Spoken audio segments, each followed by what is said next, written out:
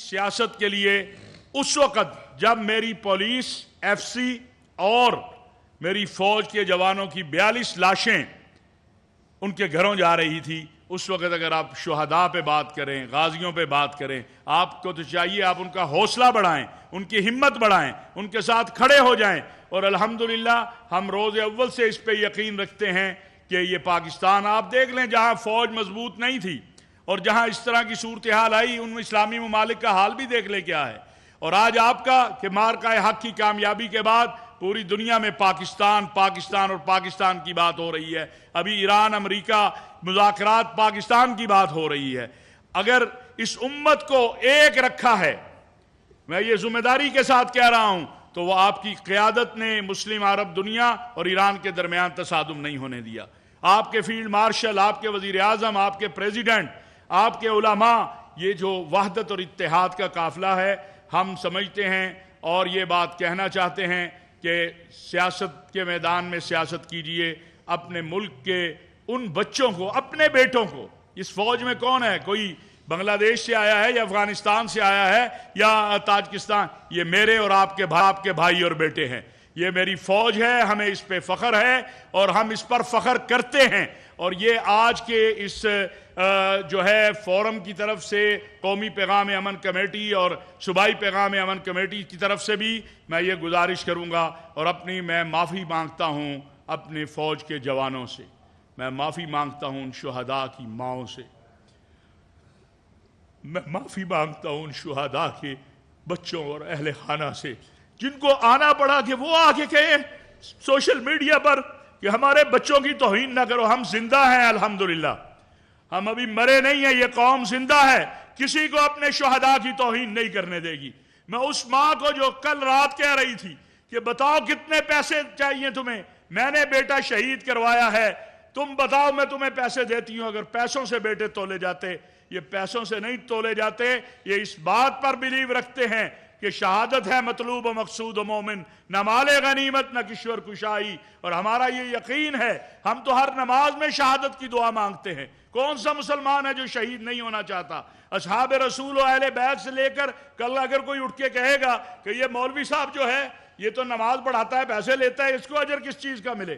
اور اگر اللہ قیامت کے دن ہمیں کہہ دے کہ تم تو پیسے لے کے نمازیں پڑھاتے تھے، مدرسے چلاتے تھے، سبق پڑھاتے تھے، نیک کام کرتے تھے، اجر کس چیز کا؟ تو اللہ نے تو بار بار کہا ہے کہ تم یہ کرو گے میں تمہیں اجر دوں گا. اور شہیدوں کی قسمیں کھائی گئی ہیں، ان مجاہدین کی جو اسلامی ریاست کی سرحدوں کے محافظ ہیں، ان کے دھول جو اڑتی ہے اس کی قسمیں اللہ نے کھائی ہیں.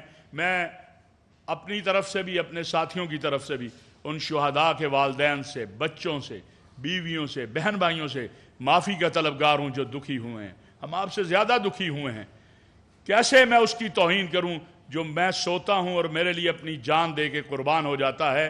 اس لیے میں پھر عرض کروں گا کہ اللہ کا واسطہ ہے، اس ملک پر ایک دہشت گردی کی جنگ جو مسلط کرنے کی کوشش ہو رہی ہے، اس میں ہم اپنی ریاست کے ساتھ کھڑے ہوں، ہم اپنی اداروں کے ساتھ کھڑے ہیں، پوری قوم کھڑی ہے.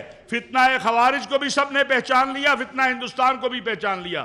ہم ان کے بالواسطہ، بلا واسطہ، دانستہ یا نادانستہ، میرے یہ چاروں جملے پلیز یاد رکھیے، کسی بھی طور پر ہم ان کے سہولت کار نہ بنیں.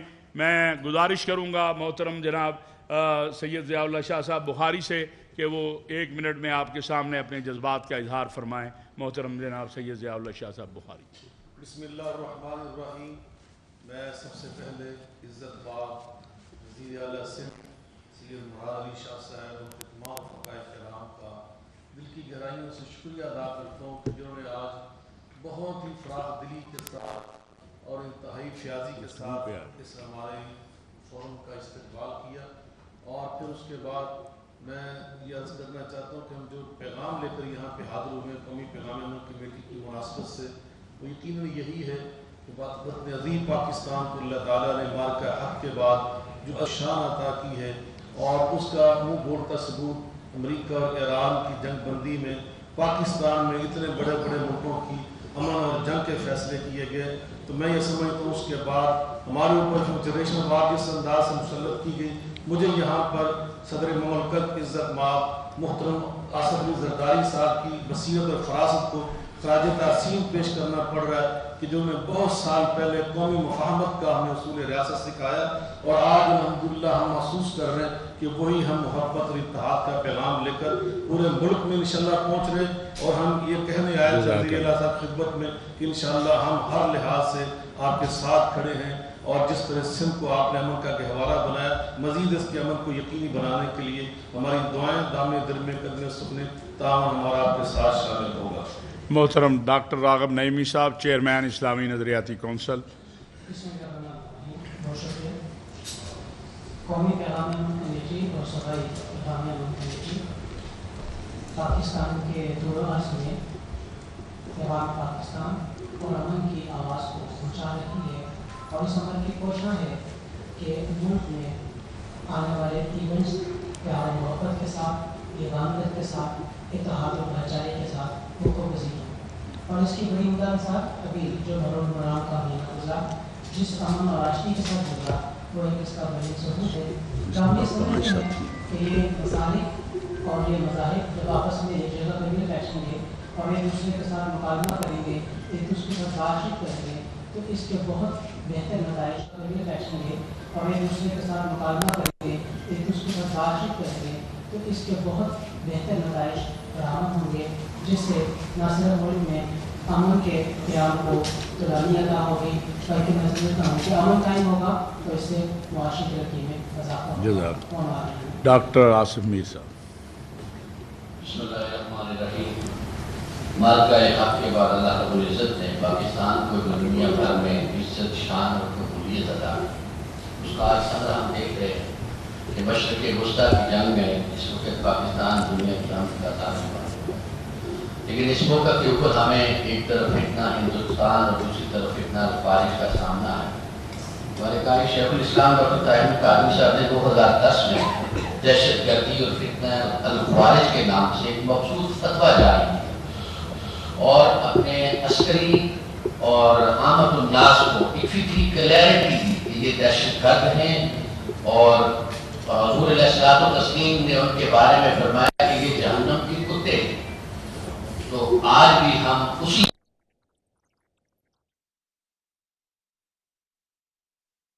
के साथ मजहबी तबका जो है अमन और रवादारी के लिए अपना किरदार अदा कर सकता है। अल्लामा आरिफ वादी साहब।